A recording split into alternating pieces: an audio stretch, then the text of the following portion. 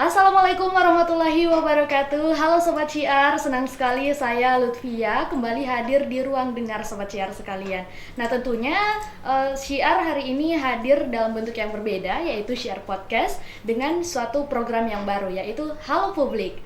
Di Halo Publik ini saya akan berbincang-bincang dengan beberapa narasumber-narasumber yang tentunya kompeten di bidangnya. Untuk Halo Publik kali ini di episode pertama, saya mendatangkan seorang yang sangat dikenal tentunya di lingkup UIN Alauddin Makassar, khususnya di Fakultas Dakwah dan Komunikasi. Siapa lagi kalau bukan Dekan Fakultas Dakwah dan Komunikasi, Dr. Firdaus Muhammad MAG. Assalamualaikum Pak Firdaus. Waalaikumsalam warahmatullahi wabarakatuh. Terima kasih. Iya, bagaimana kabarnya hari ini Pak? Alhamdulillah baik. Oke, kalau Pak Firdaus baik, berarti saya juga harus baik dan juga semangat untuk melayangkan pertanyaan-pertanyaan untuk Pak Firdaus Ya, tentunya. terima kasih.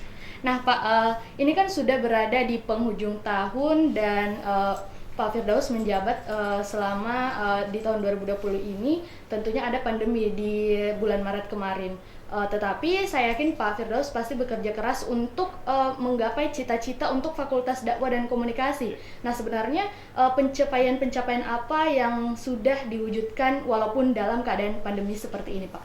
Ya, terima kasih banyak. Pertama-tama selamat Syiar bisa menyiar kembali ya, tersiar kembali ini prestasi yang luar biasa. Soal prestasi kita di Fakultas Dakwah sekarang sudah memasuki bulan ke-14 ya.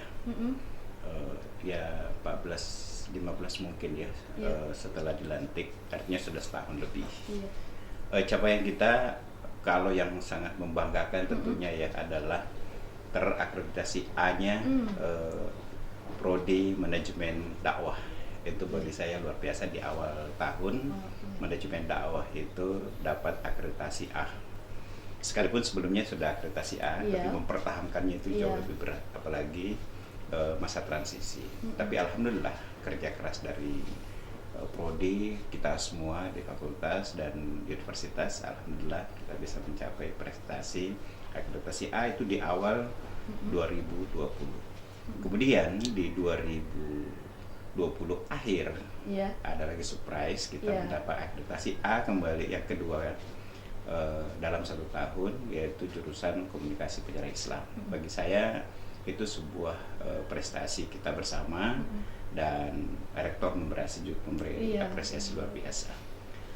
Ya tentu yang lain karena ini masa pandemi, yang paling terasa adalah pelayanan akademik termasuk perkuliahan.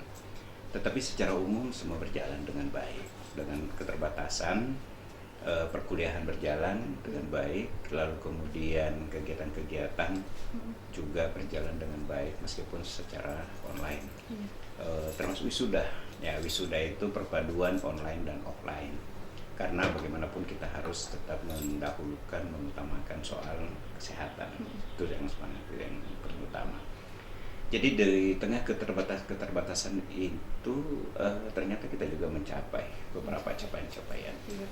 Berikutnya yang paling terasa adalah kembali lagi persoalan akreditasi. Jadi dua yang sudah akreditasi A, tapi harus Anda tahu bahwa di tahun pertama kepemimpinan kami itu ada 7 prodi yang harus diakreditasi. Luar biasa berat, tetapi alhamdulillah perlahan kita jalani. Itu yang banyak menguras energi, perhatian dari teman-teman. Dan yang lain yang saya kira juga luar biasa capaian teman-teman di fakultas itu adalah revisi kurikulum. Apa yang luar biasa dari revisi kurikulum? Pertama kan kita updating untuk melahirkan alumni apa kebutuhan pasar. Dari 8 prodi ini kita itu harus updating. Termasuk juga melibatkan stakeholder. Jadi apa kebutuhan pasar di luar, bagaimana kita updating perkembangan keilmuan, itu harus disesuaikan. Dan di balik itu juga saya meminta mengatur untuk percepatan studi. Apa itu? Sistem perkuliahannya kita itu cukup sampai semester 6 kuliah. Jadi SKS itu diatur sedemikian rupa, mata kuliah universitas, mata kuliah fakultas, mata kuliah prodi, itu SKS-nya harus tercukupi tetapi kuliahnya cukup berapa? 6 semester atau 3 tahun. Di semester 7 dan 8 anak-anak itu fokus untuk PPL dan KKN. Kalau ada yang berprestasi itu bisa wisuda di semester itu. Langsung. Berarti hanya 3 tahun 3 tahun setengah. Dan itu cum laude. Iya. Nah, dan mengajukan judul itu bisa mengajukan judul mulai dari semester 5, semester 6, semester 7 proposal PPL KKN 1 tahun itu. Jadi fokus. KKN kan hanya 2 bulan, PPL juga hanya 2 bulan. Mengerjakan skripsi sangat memungkinkan, sehingga dalam 1 tahun itu bisa capaiannya adalah mengerjakan PPL, mengerjakan skripsi, mengerjakan KKN dan wisuda dalam 1 bisa tahun. Langsung sekaligus ya Pak. Nah itu 3 tahun setengah orang bisa menjadi sarjana di fakultas dakwah. Untuk apa itu dilakukan? Supaya semakin meminimalisir mahasiswa yang DO. Sekalipun DO itu cerminan kegagalan mahasiswa, tapi tentu tidak terlepas juga kegagalan dari pimpinan. Makanya saya punya perhatian serius bahwa di fakultas dakwah itu harus zero DO. Tetapi kita juga tidak boleh memaksakan, tidak boleh menyalahi sistem. Tapi kita bikin sistem bagaimana mahasiswa itu tidak ada yang DO. Masa 3 tahun setengah sudah selesai temannya, sementara dia kan sampai semester 14. Capaian berikutnya selain revisi kurikulum itu adalah juga kita upayakan ada konvergensi media. Dari awal saya itu ingin kita sudah punya radio syiar. Nah, sekarang kita mau radio syiar ini sementara kita urus untuk menjadi radio pendidikan dan dakwah. Iya Pak. Itu. Oke. Insyaallah. Kemudian kita punya TV. Nah, TV apalagi sekarang kalau model podcast, jadi kita kombinasi ini 2 alat kita, radio dan TV. Selain itu kita juga mengembangkan online. Ini harus updating kegiatan-kegiatan fakultas, kegiatan di universitas, kegiatan di luar kampus. Ini banyak sekali informasi-informasi penting yang harus diketahui oleh publik. Nah, sekarang di era teknologi media, maka kita harus meresponnya. Dari fakultas dakwah dan komunikasi itu harus kita kembangkan media. Dalam hal ini sebagai media pendidikan dan media dakwah. Jadi di tahun 2020 ini banyak sekali fokusnya ke pendidikan, mulai dari akreditasi, permasalahan akreditasi dan revisi kurikulum, sampai tadi Pak Firdaus membahas tentang syiar media ini. Nah, Pak Firdaus kan adalah dekan yang menerobosi ide ini untuk mengkonvergensi 3 media, yaitu TV, radio, dan juga online. Nah, tapi sebenarnya baru-baru kita sempat mendapat musibah Pak, sempat mendapat musibah yang dimana pemancar yang kurang lebih 12 tahun berdiri itu runtuh diakibatkan ada waktu itu ada musibah. Lalu bagaimana kelanjutan tentang media radio? Apakah akan berfokus pada podcast seterusnya atau bagaimana Pak tentang tindak lanjut? Terima kasih. Jadi betul, beberapa waktu yang lalu kita dapat musibah, tower yang kurang lebih 50 meter itu jatuh, dan ada kesuburan di balik itu karena jatuhnya tidak ada kerusakan. Jadi murni yang rusak adalah tower. Bisa dibayangkan kalau jatuhnya tidak tepat, kena gedung, kena masjid, kena pekarangan, pasti banyak yang jadi korban. Tapi syukurnya jatuhnya itu posisinya bagus dan di hari libur tidak ada aktivitas. Tetapi kemudian kita sementara memikirkan kalau tetap dibutuhkan tower, kita itu akan adakan kalau itu menjadi kebutuhan. Tetapi kalau ada teknologi lain yang memungkinkan, misalnya kita cukup pasang anten yang kapasitasnya 15 meter, mungkin 20 meter di atas gedung dan tidak membebani berat pada gedung, mungkin itu bisa kita lakukan. Tapi tidak mengurangi bagaimana proses penyiaran itu di syiar itu harus berjalan. Atau kita mencoba mengadopsi, apakah sekarang tower itu dibutuhkan atau cukup dengan model podcast, live streaming misalnya di media-media online. Nanti kita mencari formatnya. Tetapi yang pasti ini radio selain untuk dikonsumsi publik juga memang menjadi wadah pelatihan, pembelajaran pada mahasiswa. karena ini ada fungsi labnya. Iya. Ya. Jadi lab TV, lab radio, lab online, ada lab dakwah, ada lab komunikasi politik, ada lab tagana. Kita tuh kaya sekali di Fakultas Dakwah dengan lab itu. Nah, karena ini lab fungsinya untuk pembelajaran, bagian dari pembelajaran mahasiswa. Nah, jadi bagaimana mahasiswa, apalagi kita dakwah dan komunikasi, tidak boleh tidak mengerti media, harus tahu media. Maka kita memberi ruang pada mahasiswa jurusan apapun harus mengakses, punya pengalaman, pemahaman dan pengalaman terkait dengan media. Jadi apakah itu radio, TV, online, dan bentuk kreasi-kreasinya. Ini menjadi sangat penting. Ini yang kita harapkan ke depan berjalan dengan baik. Jadi persoalan tower akan kita diskusikan. Apakah ini menjadi kebutuhan, keharusan menggunakan tower atau ada teknologi baru yang bisa lebih efektif. Yang pasti harus kita saya sudah komunikasi dengan KPID, apalagi sekarang KPID baru, itu kita akan mengajukan proposal untuk radio pendidikan.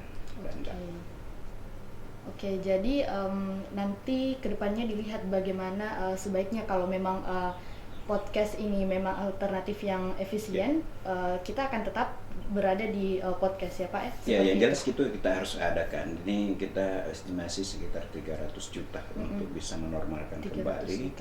Tetapi apakah kita menghabiskan anggaran sebesar itu untuk hanya pengadaan tower atau kita membuat teknologi media yang lebih inovatif? Itu. Dan di Fakultas Dakwah ini syukurnya dari segi SDM kita sudah sangat kaya dengan SDM. Jadi saya kira ini adalah sebuah harapan-harapan yang sesungguhnya dapat kita realisasikan.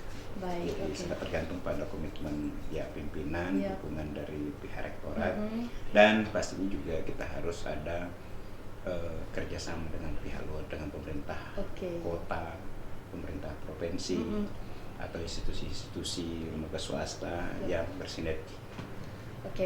Jadi kita tunggu saja ke depannya seperti apa, bagaimana baiknya. Nah, tadi Pak Firdaus sempat menyinggung soal pihak dari pimpinan yaitu rektorat. Nah, waktu itu di tahun 2019 Fakultas Dakwah dan Komunikasi sempat kembali mempertahankan sebagai fakultas terbersih Pak. Dan waktu itu juga Pak Firdaus mengadakan kerjasama dengan PT Emko dan juga Fajar untuk mewujudkan kampus ASRI. Apakah ini sebuah bentuk tindak lanjut peran Fakultas Dakwah dan Komunikasi dalam mewujudkan cita-cita rektor hari ini? Iya, salah satu komitmen rektor itu adalah kampus yang asri, dan alhamdulillah 3 tahun berturut-turut Fakultas Dakwah itu mendapatkan fakultas terbersih. Ada pialanya. Itu piala bergilir tapi belum pernah pindah ke fakultas lain selama 3 tahun terakhir. Itu artinya apa?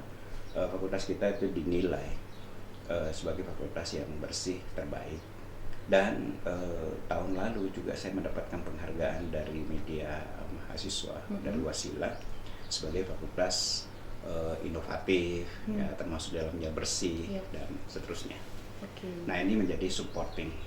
Dan betul tahun lalu juga kita menjajaki kerjasama dengan perusahaan cat Emko, yang waktu itu kita justru mau membuat kampus warna-warni, itu mural dakwah.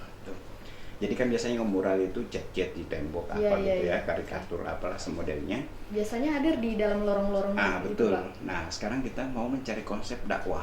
Bagaimana yang nuansanya Islami, ada pesan-pesan nyaman dilihat, tapi di balik itu ada pesan dakwah. Dan kita juga harus hati-hati, kampus warna-warni jangan sampai kampus yang untuk mahasiswa tapi kok gaya TK gitu. Gaya TK. Karena terlalu banyak muralnya. Sementara kita mencari konsep dan ditunggu oleh pihak Emko, Pak Edi itu, tetapi memang problemnya ini Pak Edi, yang dari Emko inilah yang mengerjakan lorong-lorong di Makassar, yang cat lorong-lorong trotoar, paving gitu kan di lorong-lorong. Kita bekerja sama dan beliau sudah 2 kali survei.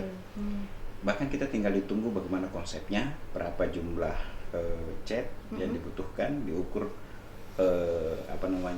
panjang pendeknya, berapa luasnya gitu, baru dieksekusi. Baru dieksekusi. Tapi sampai sekarang kita belum eksekusi itu karena persoalan teknis, karena bagaimanapun kita mahasiswa saja kita larang masuk kampus karena situasi, apalagi pengerjaan seperti itu. Jadi insya Allah ini tetap menjadi sebuah agenda kita, insya Allah diwujudkan. Oke, nah sekarang di penghujung tahun, berarti sebentar lagi kita akan masuk ke 2021, Pak. Nah sebenarnya tadi sudah disebutkan pencapaian-pencapaian yang belum dicapai pastinya akan diwujudkan di tahun itu. Namun waktu itu saya pernah ikut kuliah umum, Pak, yang mengundang Deputi Kementerian Pemuda dan Olahraga Republik Indonesia, yaitu Dr. Amhar Ahmad.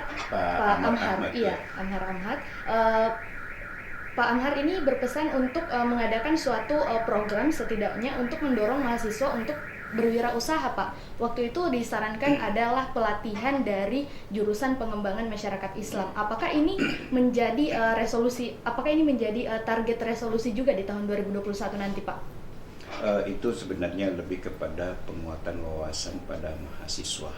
Bagaimana memantik mahasiswa itu memiliki jiwa entertain, jiwa jiwa wirausaha, jiwa untuk menjadi fotografer atau semacamnya. Jadi justru di sini kita memang memantik mahasiswa memiliki kreasi-kreasi. Makanya saya sangat menekankan kepada pengurus lembaga bahwa sudahilah itu aksi-aksi demonstrasi, menguras energi hanya untuk melawan kebijakan. Sekarang kita duduk bersama bermitra. Apa yang Anda bisa lakukan, apa yang dapat kami lakukan dari pimpinan. Kita bersinergi karena banyak tantangan ke depan.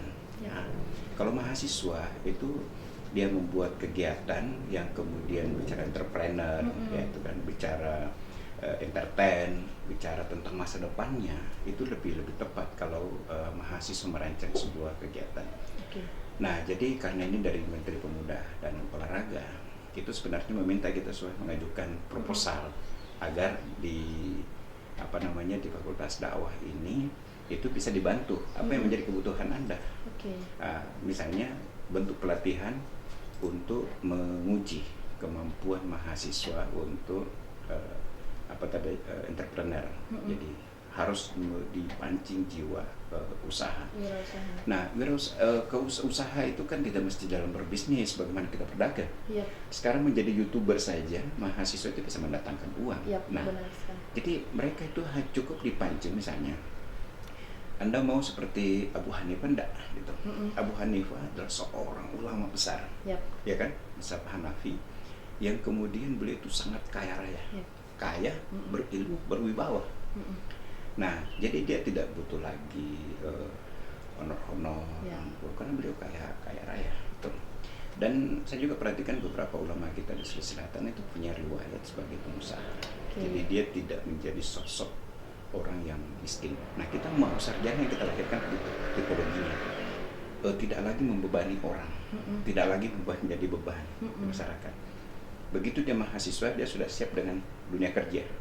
Nah, apalagi kalau dakwah dan komunikasi, wilayah kerjanya sangat luas. Jadi bicara media sekarang eranya media. Kemudian dakwah, sekarang dakwah harus dikreasi. Jadi kalau Anda mampu berdakwah, menguasai media, saya justru Anda yang menguasai dunia sekarang ini. Itu harapannya. Nah, jadi ketika mahasiswa dipancing untuk bagaimana dia berwira swasta, bagaimana dia memiliki jiwa entrepreneur, nah itu bisa ke depan itu dia sudah bisa menerawang masa depannya, sehingga waktu yang tersedia ketika dia mahasiswa dia benar-benar gunakan untuk belajar. Nah, kalau perlu kita kerjasama dengan industri, yang kemudian dari industri itu anak-anak dilibatkan, termasuk PPL, karena serapan kerja kita itu juga banyak yang masuk melalui jalur dari PPL magang. Jadi PPL magang dulu, dilihat ini anak Win bisa juga, malah dia yang dilamar perusahaan. Oke, baik Pak Dekan. Dan ini yang paling booming saat ini di penghujung tahun, apalagi mau masuk 2021, ada berita-berita dari pemerintah bahwa memang akan diadakan kembali kuliah tatap muka. Kuliah offline tentunya, dan tentunya mahasiswa juga sangat menunggu-nunggu hal ini. Tetapi bagaimana Pak menurut Bapak untuk tahun 2021 kuliah diadakan tatap muka? Saya kira kita tetap mengikut aturan saja. Jadi kalau pemerintah menetapkan dan situasinya memungkinkan, kenapa tidak? Karena kita memang sekarang ini masih lebih siap offline dibanding full online. Lalu kemudian apalagi ini kan sudah ada kabar vaksin. Kalau itu misalnya ini sudah melandai, ada lagi vaksin, kemudian relatif normal, ya kenapa kita tidak memulainya? Itu hitungannya mungkin bulan Maret ya, kalau kita aktif kuliah semester berikutnya. Nah itu kalkulasinya, tapi kan sangat situasional. Nah, tetapi di balik itu saya justru berpikir bahwa perkuliahan itu harus kita tidak hanya menghitung jumlah kelas, tetapi kita harus mahasiswa sudah harus mulai belajar separuh offline, separuh online. Itu hanya saja nanti ketika kuliah online bisa saja dia ada di kampus. Gitu. Dia ada di kampus, kita lengkapi kampus ini fasilitas wifi misalnya, dia di kampus, lalu kemudian ada dosen tinggal mengirim video, menyampaikan materi, sehingga dalam perkuliahan nanti itu anak-anak benar-benar bisa mengadopsi materi dari dosen melalui kuliah online, sekalipun kita sudah normal offline. Karena saya melihat ini model seperti ini juga sebenarnya nggak boleh kita tinggalkan. Jadi Corona ini datang memberi manfaat, mengajarkan kita bagaimana berinteraksi melalui online, digital. Tapi karena kita belum siap, tapi justru karena belum siap ini kita berlari cepat sekali kan untuk beradaptasi bagaimana bisa menyesuaikan diri dengan pandemi ini. Dan ternyata sedikit banyaknya kita berhasil. Nah, ke depan sistem kuliah itu sudah harus ada kuliah online dan offline. Itu dalam pikiran saya, tapi kan harus menjadi kebijakan. Jadi kalau disepakati, dosen itu boleh saja ada di luar area kampus, tidak tatap muka, tetapi mahasiswa yang kuliah secara online. Bahkan lebih dari itu kita berharap supaya nanti kuliahnya mahasiswa itu kuliah dari kurikulum. Kemarin ada ahli kurikulum menyampaikan ketika kita revisi kurikulum yang katakan bahwa untuk dakwah dan komunikasi itu tidak usah terlalu banyak teori. Artinya tetap teori ya, tetap teori misalnya 60-40. 60 itu teori pengayaan, apalagi mata kuliahnya variatif. Tetapi 40% itu harus ada ruang anak itu untuk praktek. Jadi masa alumni dari Fakultas Dakwah tidak bisa khotbah, tidak bisa ceramah, tidak bisa ikut pengajian? Itu kan lucu. Tidak mungkin itu Pak. Terus alumni dari Fakultas Dakwah dan komunikasi, tetapi dia tidak memiliki kecakapan di bidang komunikasi. Misalnya penggunaan media. Ini kan kita ada lab fotografer. Kita ini baru-baru beli kameranya saja itu di atas 100 juta satu kamera itu. Untuk apa? Ada pencapaian yang kita ingin dapatkan. Lalu TV. Ini kan lab. Jadi kita berharap mahasiswa berbondong-bondong belajar di sini. Dan kita punya relasi juga media di luar. Nah, jadi saya misalnya sebagai anggota komisi etik AJI, itu majelis etik AJI, itu punya relasi dengan teman-teman jurnalis, dan itu banyak rekan-rekan yang bisa kita libatkan untuk penguatan kompetensi. Nah, bahkan kita ini kan nanti ada SKPI, surat keterangan pendamping ijazah. Itu justru lebih dilihat orang. Kalau ijazah bukti bahwa Anda belajar secara formal, tapi apa keahlian Anda? Keahlian Anda itu terlihat nanti dari surat keterangan pendamping ijazah itu. Bahwa Adinda misalnya keahliannya di sebelah situ, saya menyiar. Gitu. Jadi keahliannya saya bisa jadi presenter. Keahliannya saya fotografer. Keahlian saya menulis berita. Gitu. Itu yang memperkuat ya Pak. Itu yang memperkuat mahasiswa untuk bisa terjun di dunia permediaan tentunya. Nah selain itu Pak, saya juga mau tanya, kan Pak Firdaus ini selain menjadi dekan juga menjadi seorang dosen tentu ya Pak. Kan kalau dari pihak mahasiswa sangat terdengar keluhan-keluhan mereka terkait perkuliahan online. Namun bagaimana dari sisi dosen? Apakah apa suka duka dalam perkuliahan online ini Pak? Ya, apa yang dirasakan mahasiswa sama dengan dirasakan dosen, sama yang kita rasakan semua. Ini bukan hanya di Indonesia, tapi ini dunia merasakan. Ya, tetap ada manfaat-manfaat yang kita peroleh, tetapi jujur saja kita belum siap sepenuhnya. Nah, jadi dosen mengajar dengan sistem online seperti ini, ya sama dengan yang diikuti mahasiswa. Kita juga banyak keluhan, terutama saya. Jadi saya di tengah kesibukan, sudah mau rapat, ada tamu yang datang, sementara mahasiswa sudah menyampaikan, Pak, silakan aktif di Zoom gitu. ya saya kadang aktifkan bersamaan lagi mengajar, ada jadwal ujian, ada jadwal rapat, ada jadwal tamu dan sebagainya. Ya saya lebih situasional saja. Lebih situasional. Okay. Tetapi yang lebih komunikatif itu saya biasa mengirimkan video. Jadi materi saya itu lebih kepada video, karena kalau video saya sudah punya materinya, saya kemudian menyampaikannya dengan secara khusus saya rekam, itu kirimkan ke mahasiswa. Jadi hanya itu salah satu strategi saja. Tetapi jujur saja memang yang paling berat itu adalah penyusun waktu. Meskipun sebenarnya saya justru merasa lebih efektif dengan kuliah online ini, saya bisa melakukan 3 kegiatan sekaligus. Itu bisa terima tamu, bisa ngajar, siap-siap untuk uji, itu bisa. Semuanya bisa berjalan langsung ya Pak, berdampingan. Tetapi ya tentu saja tidak efektif, kita tidak fokus. Tapi dibandingkan kalau saya harus datang menguji, harus datang ngajar, harus terima tamu di waktu bersamaan, itu agak ribet ya Pak, ribet, tentunya. Lebih praktis ini kalau online, tapi sekali lagi tidak terlalu efektif. Pasti ada plus dan minusnya selama offline dan juga online. Nah terakhir Pak, terakhir untuk harapan kepada mahasiswa di tahun 2021 nanti ini, terlepas dari kuliah apakah nanti akan offline ataukah online, apa harapan terbesar untuk mahasiswa Pak? Harapan saya apakah kuliahnya online atau offline, saya tetap mengharapkan mahasiswa tetap menjadi mahasiswa. Ya, dalam arti orang yang datang ke kampus itu mau belajar, jangan yang lain. Jadi tetap meluruskan niat untuk belajar.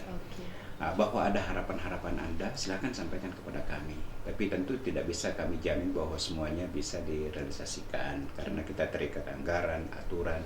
Tapi percayalah bahwa kehadiran dosen, pegawai, staf, seluruh kita dengan segenap fasilitas, sebenarnya itu orientasinya satu, melahirkan sarjana. Ya, sarjana itu dari mahasiswa. Termasuk sekarang ini saya melakukan misalnya desa bina, lalu kemudian kerjasama dengan memperbanyak kerjasama dengan beberapa universitas. Ke depan saya berpikir bagaimana dosen kolaborasi meneliti, menulis jurnal pengabdian masyarakat dengan mahasiswa. Dilibatkan mahasiswanya langsung harus, ya Pak? Jadi ternyata dari visitasi itu pelibatan mahasiswa dalam pembuatan borang, penulisan jurnal, pengabdian masyarakat, itu ternyata poinnya tinggi. Artinya apa? Kita ke depan harus kolaboratif.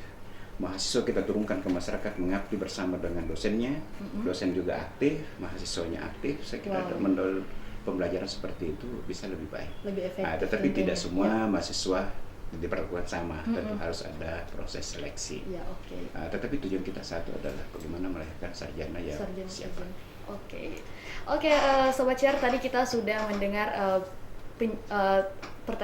kita sudah mendengar perbincangan saya dengan Dekan Fakultas Dakwah dan Komunikasi. Tentunya Pak Firdaus sangat berharap untuk kita sebagai mahasiswa ini, untuk Sobat Syiar sekalian, untuk tetap berinovasi, untuk tetap berkreasi walaupun nanti apakah kuliah online ataupun offline. Terima kasih Pak Firdaus sudah hadir di Halo Publik episode 1 ini. Nah Sobat Syiar, untuk Anda yang ingin masih mendengarkan beberapa narasumber yang akan saya hadirkan, tentunya dengarkan terus Ruang Publik hanya di Syiar Podcast. Wassalamualaikum warahmatullahi wabarakatuh.